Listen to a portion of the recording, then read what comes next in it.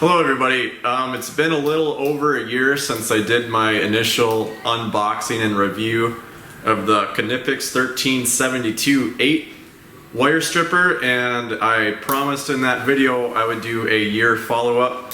So I'm just here to do the year follow-up on this thing, so let's take it to the tool bench and check it out. Alright, first of all I want to say thanks to everybody that watched the first video. That was my first YouTube video I ever uploaded, and it got like over 40,000 some hits over the year, which is pretty sweet. So if you like that video and you want more videos from this channel, if you could please subscribe to my channel, that would be awesome. That would give me some positive reinforcement to keep this train going. Haven't made a whole lot of videos so far, but definitely something I would be interested in doing more. So anyway, so here it is. The Knipex 1372-8. So far out of a year of use, she still looks pretty healthy here. I have not blown it up, thank you very much. Got my last name engraved on it there. So as far as the wear and tear goes, pretty minimal. That's just sawdust from my bench that you're seeing right there. The only thing that you can really see use out of it is that there's a little bit scratches on the nose, and then it looks like a little bit of the print on the 72 came off. But other than that, still looking good. So first of all, I want to say this has been one of the most enjoyable tools I've had. And the reason why I say enjoyable is because this sounds really corny, but there's some tools that are just a joy to use. They're just comfortable, they're cool, they work with you and not against you. This is definitely one of those tools. So far, I see that over the last year, the Amazon reviews have been a unanimous 5-star review, which is kind of unheard of. So the consensus seems to be in the electrician community that these are the bee's knees.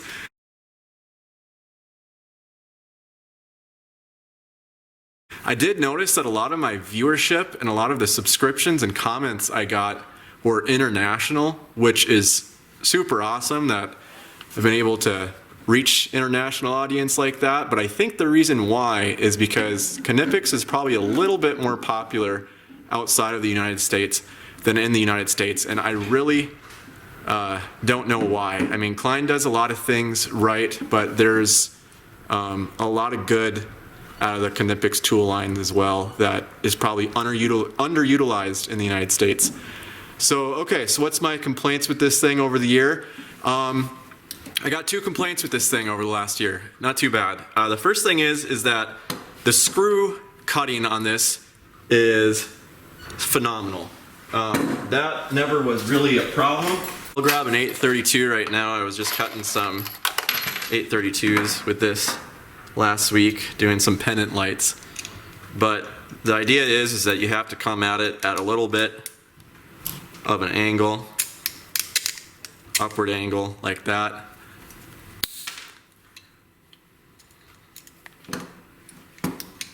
As you can tell from cutting a bunch of screws with this thing over the last year, it has not binded on me. The only thing, so this is the first complaint I got for this thing, guys, is the only thing is that if you cut enough screws, initially there is a little bit of rub, so it squeaks. And I'm going to show you, zoom up really close.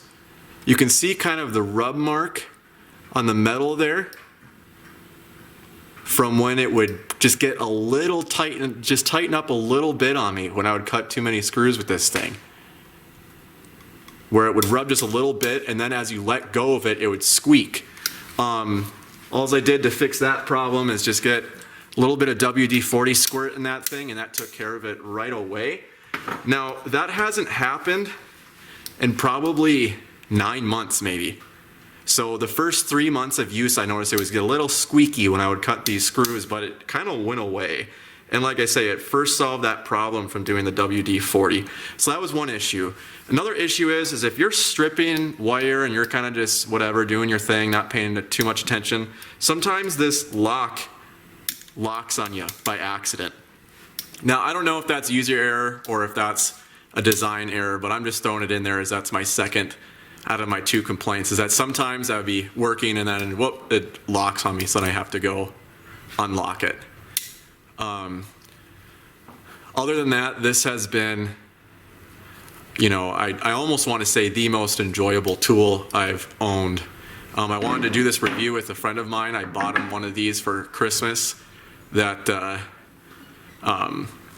he's been using it now for a couple months, I suppose, and he also agrees that he called it the most enjoyable tool he's ever owned as well. It's sturdy. It's nice for stabbing knockouts with 4 square boxes. I've used it for that quite a bit.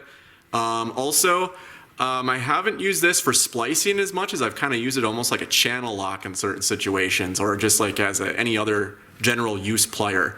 It's almost kind of like a general use plier nose on the end. It's not necessarily going to replace your lineman, in my opinion, because if you're doing splices of a couple wires or 3 wires, then yes, this handles it pretty nicely. But anything over that, I would say just get out the traditional lineman plier.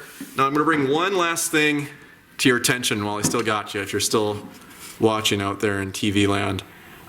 So when I looked at this shape of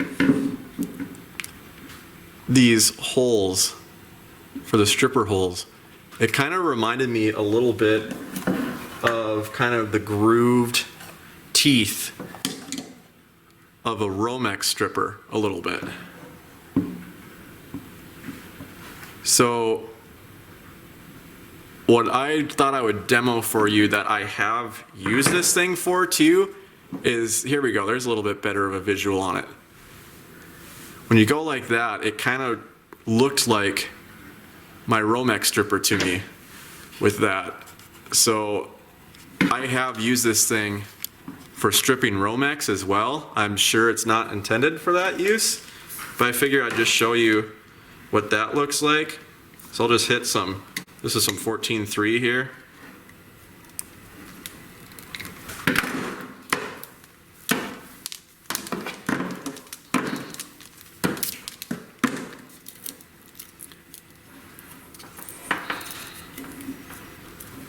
So I don't know.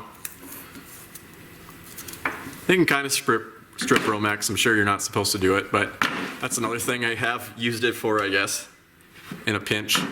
So yeah, all in all, I'd say buy this thing, man. It's awesome. Let me know if you picked one up yet or if you're thinking about it in the comments below. Thanks for watching.